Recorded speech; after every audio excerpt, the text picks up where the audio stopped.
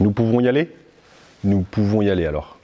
Bonjour et bienvenue sur les pilotes du dimanche. J'espère que vous allez bien. Aujourd'hui, enfin, quel jeu de mots, de la rénovation, on va dire, je ne dis pas restauration, je dis plutôt rénovation. Ça fait un peu maison, mais ça correspond plus à ce qu'on a fait. De la Mondeo ST, donc de la Ford Mondeo ST 220. Pourquoi 220? Parce que 220 chevaux, un petit peu plus même d'ailleurs. Donc elle est finie. Si elle est finie, donc il y a une vidéo essai, donc c'est de la vidéo essai. Pour l'instant, je vais vous présenter la voiture, ce qu'on a fait dessus, pour histoire de récapituler pour celui qui est intéressé. Il y aura bien entendu le lien dans la description. Donc je vous invite à aller sur le lien dans la description pour voir voilà, tout ce qui a été fait vraiment en détail et puis pour voir le prix, parce que je ne l'ai pas encore en tête exactement. Donc Mondeo ST. Mondeo ST. Ford, qui dit Ford dit pièce introuvable. N'est-ce pas, Joris? Tout à fait. Il l'a dit parce qu'il est là-bas. Et d'ailleurs, il travaille sur une Ford. Hein, vous remarquerez qu'elle est revenue, la coquine. Mais on vous en parlera dans une autre vidéo, certainement une vidéo atelier. Bref. Donc, qui dit Ford, je l'ai dit, dit difficile à trouver. Il faut le savoir. Je pense que c'est quelque chose que je dois vous dire, si je dois être honnête. Si vous voulez acheter cette voiture, sachez que les pièces sont difficiles à trouver. Trouvables, mais difficiles. Voilà, c'est un point qui est important. Mondeo ST, donc il y a eu, donc celle-ci c'est la Mondeo ST 220, il y a eu juste avant la Mondeo ST 200. Je vous mettrai une photo à l'écran qui est un petit peu, qui est un peu plus vieille, donc peut-être un petit peu moins jolie. Celle-ci a quand même une meilleure réputation. Donc elle est sortie, si je dis pas de bêtises, entre 2002 et 2006, d'accord? Celle-ci c'est une 2002, donc c'est l'une des premières, évidemment. Je prends mes petites notes, évidemment. Par la suite, après ce modèle, il y a eu la Focus ST que vous avez vu en vidéo et la Fiesta ST 150. Donc ça, c'était dans les années, voilà. La Focus, c'était pareil, 2002. Et la Fiesta ST un petit peu plus tard. Et le ST, bien sûr, vous le savez, si vous connaissez l'automobile, il existe encore en 2020 avec la Focus ST, toutes les MK2, MK3. Vous connaissez parce que je le sais, vous êtes des spécialistes en automobile, sinon vous ne seriez pas là, évidemment. Donc, on va déjà commencer par la description de cette automobile qui est, vous l'avez vu, pas reluisante parce qu'il pleut, il fait pas beau et de toute façon, elle va passer au polish au dernier moment, d'accord? Une fois qu'elle aura passé le polish, on la mettra ici, on la bâchera pour le nouveau propriétaire qui est certainement derrière ton écran. Et tu ne seras pas déçu de cette automobile. Je mange mes mots, je mange, j'ai faim, je mange. Donc c'est pour ça qu'elle n'est pas très propre. On le fait vraiment qu'au dernier moment, nettoyé, poliché par un professionnel, bien entendu. On lui passe le bonjour. Donc, Mondeo ST, donc celle-ci, c'est une break. Ah, faut que je vous dise quelque chose. Quelque chose que vous allez vous dire, mais il raconte n'importe quoi, ce type. Ce type est un menteur. Ce type est un homme politique. Eh ben non, pas encore. Ça pourrait venir, mais pas encore. C'est une voiture qui a été fabriquée à moins de 1000 exemplaires. 1000. Vous avez bien entendu. 900 et des poussières. C'est pas moi qui le dis, c'est la réalité des choses. D'accord? Moins de 1000 exemplaires. Donc celle-ci, c'est une break, comme vous l'avez constaté. Et il existe aussi, alors ils disent clipper pour le break, il me semble. Et elle existe aussi en Mondeo normal. Break de chasse. Ou pas, c'est pas vraiment un break de chasse, hein. Je rappelle qu'elle fait 220 chevaux. Donc j'arrive au bout de ce que je voulais dire. Jantes 18 pouces, rabaissé de 15 mm, les pare-chocs, les ailes évidemment spécifiques à la ST par rapport à une Mondeo normale, heureusement.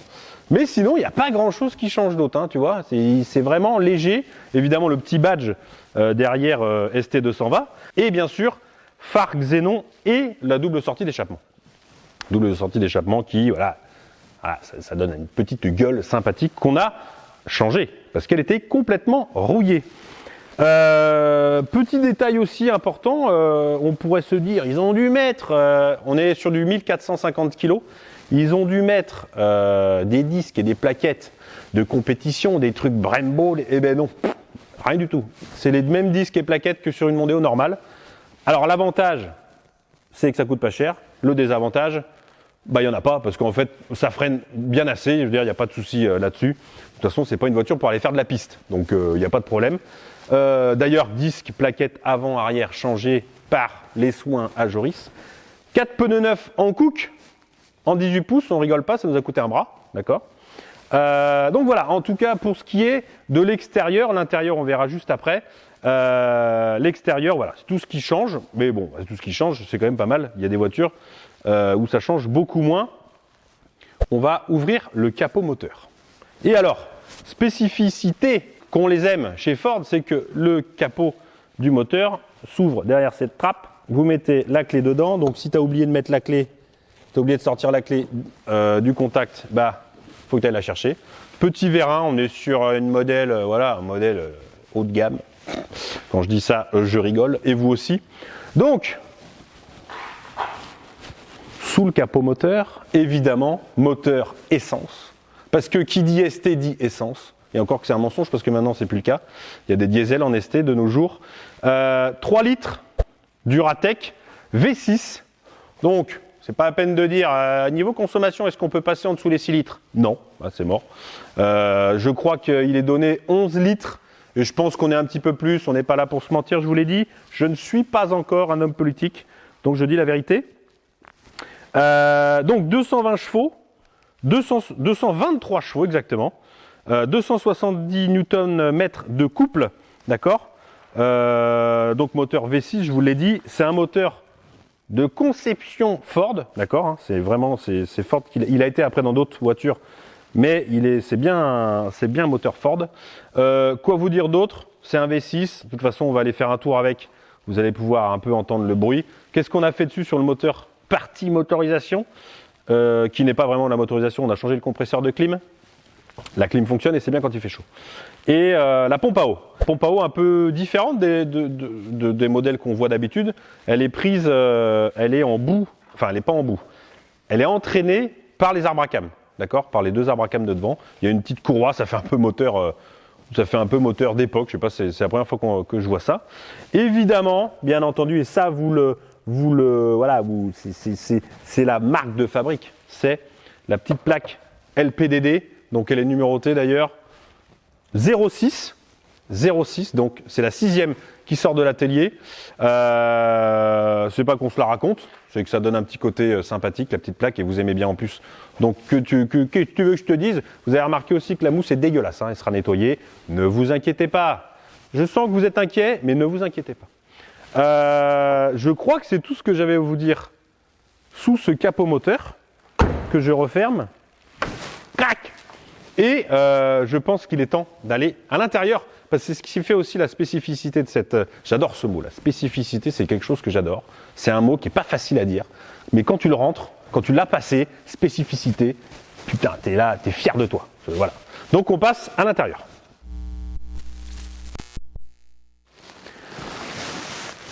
Alors, hop, là. Je ne ferme pas la porte parce qu'il y a la lumière fut.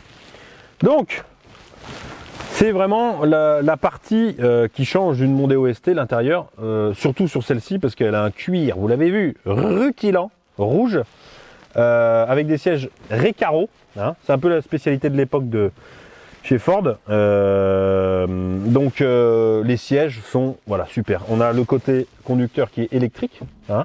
Vous l'avez vu si vous avez regardé les vidéos, il nous en a fait passer un temps fou dessus, mais tout fonctionne, il descend, il monte, il recule, il avance, tout va bien.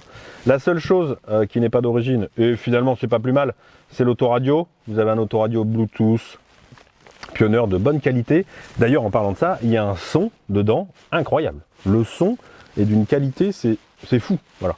Pour ceux qui en ont une, peut-être me diront, est-ce que c'est spécifique à celle-ci, parce que pourtant il n'y a pas de pack spécial dessus. Donc non, franchement, le son est très très très très bon. La voiture est très grande, bien insonorisée, donc c'est peut-être aussi dû à ça. Les fonds de compteur en gris, petite horloge, comme on dit, pas digitale, du coup on dit analogique, je crois que c'est ça. Je pense que c'est ça. La clim donc fonctionne. Siège chauffant, petit bouton pour ouvrir le coffre. Donc boîte 5, c'est une des premières versions, on peut dire c'est la première version. Donc boîte 5, il y avait les versions de, je crois, 2006 qui sont en boîte 6. Un petit peu mieux quand on fait de l'autoroute, voilà. C'est évident forcément. Sinon, voilà, ce qui différencie, c'est les sièges, les intérieurs en cuir rouge, Et voilà, les petites incrustations d'aluminium, d'effet aluminium, parce que c'est pas du tout d'aluminium. Sinon, pas grand-chose à dire sur l'intérieur. Évidemment, il y a de la place derrière. Le coffre est immense. Franchement, c'est un break et c'est un vrai break. Si vous avez vraiment besoin d'un break et que vous avez des enfants et que vous voulez partir en vacances avec celle-ci, hein, c'est tout à fait possible d'ailleurs. Vous avez vraiment beaucoup de place et en plus vous avez les barres de toit. Vous pouvez même rajouter un coffre de toit et là vous êtes au top. Vous pouvez partir à 5 avec un petit bébé, une poussette, un siège enfant. Je vous parle de ça parce que je suis dans ce cas-là et il faut beaucoup de place. Donc voilà, 4 vitres électriques. À l'intérieur, je crois que c'est tout ce qui s'est passé, c'est tout ce qu'on a fait. De toute façon, je vous l'ai dit, si j'ai pas tout dit, vous aurez donc le lien dans la description. Je pense avoir tout dit à l'intérieur. Petit badge évidemment ST. Je vous propose de démarrer l'auto et d'aller partir pour l'essai routier parce que c'est ce que vous attendez le plus. Et vous allez voir que c'est une voiture qui est méconnue et qui est pourtant une bonne caisse. Franchement, c'est une bonne caisse. Vous allez le voir. Waouh! Avant de commencer, vous connaissez bien sûr la chaîne DLPDD, sinon vous ne seriez pas là évidemment.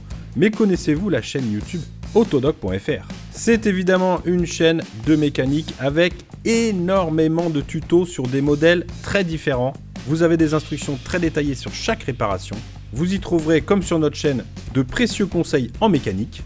Alors, on ne peut pas être partout, on ne peut pas faire tous les modèles, donc Autodoc.fr vous servira aussi.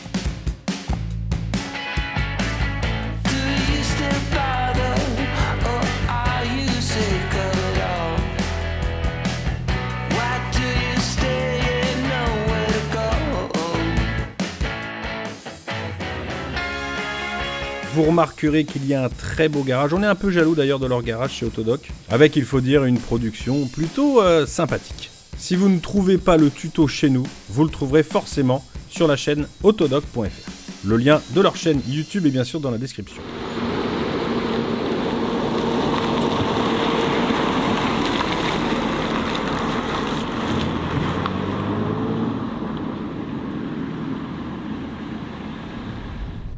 Allez, c'est parti pour l'essai de cette Mondeo ST, l'essai routier évidemment.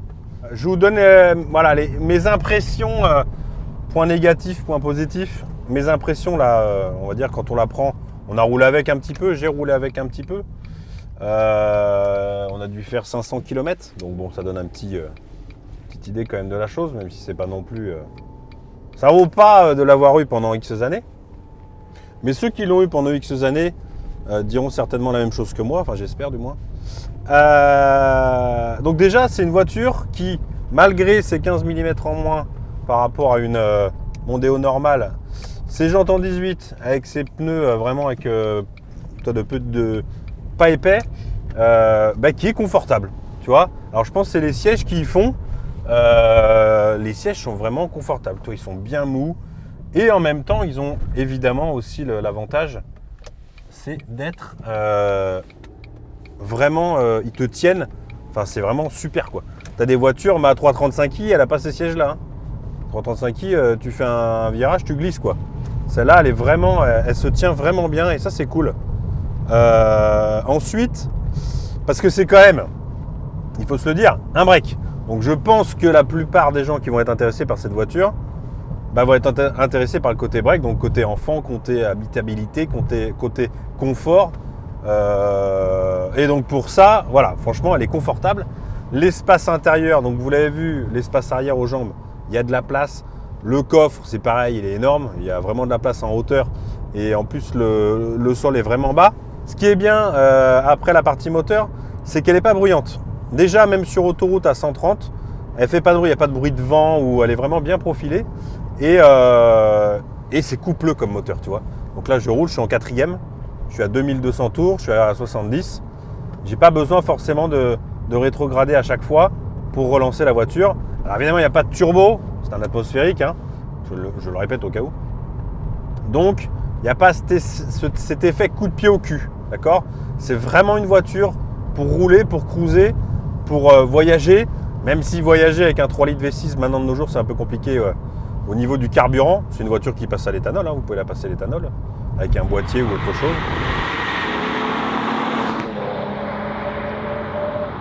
Ça tient la route, c'est un rail. Franchement, la voiture, mon pauvre, c'est un train le truc. D'accord? Je pense que c'est plus une voiture de ligne droite que de virage, évidemment. Même si, évidemment, vous n'allez pas vous mettre dans le terre-plein à chaque virage, hein, je vous le dis. Parce que ça tient quand même pas mal la route. Là, il pleut, donc on va pas faire les fous. Mais vous allez voir là, je vais me mettre en seconde là. Donc vous voyez, hop, je suis à 40, à moins de 3000. Et vous allez voir le son qui est vraiment très très sympathique. 4000 tours. 6000. Ouh, mais c'est que ils ont fait la géo, mon copain, et je peux te dire que je sens la route là.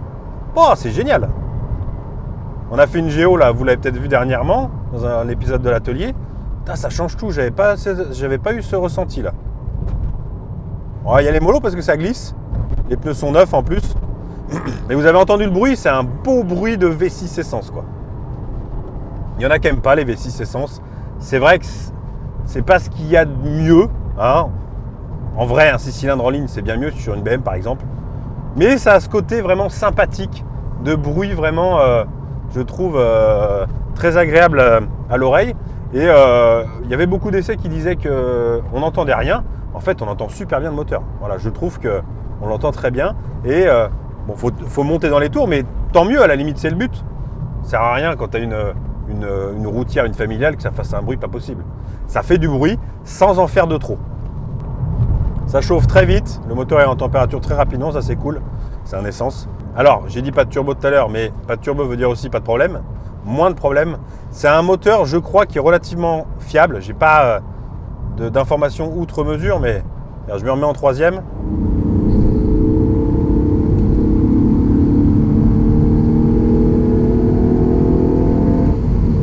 Ah, c'est sympa, hein. Mais je le rappelle, ce n'est pas... T'as pas de coup de pied au cul, hein. C'est vraiment une voiture, c'est un atmosphérique. C'est un atmosphérique qui fait 223 à 24 chevaux, je sais plus. Voilà, il n'y a pas de coup de pied au cul. On va se faire un petit 0 à 100 là, juste comme ça, histoire de rigoler. La route est mouillée, donc ça n'a aucun sens, hein, vous allez me dire, mais...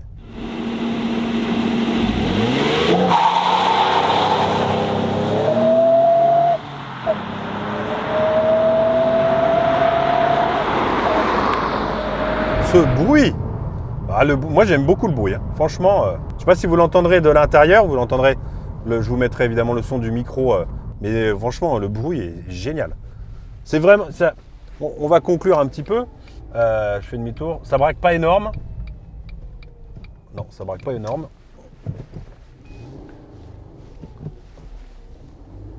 Mais bon, ça braque quand même, heureusement. Allez, un petit dernier son.